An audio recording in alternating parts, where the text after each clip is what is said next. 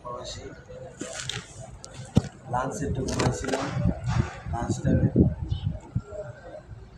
শোয়ার পরে ঘুম থেকে উঠলাম, উঠার পরে চিন্তা ভাবনা করলাম যে আইরি জীবনযাপন নিয়ে একটু কথা বললাম। যে ঘুমাইছি দেখে ভালো লাগতেছে। এখন ভাবতেছি যে সবার জীবন অনেক কষ্ট। আজকে যদি বাড়িতে রাখতে পারতাম তাহলে ঘুমটা ভালোভাবে দিতে পারতাম।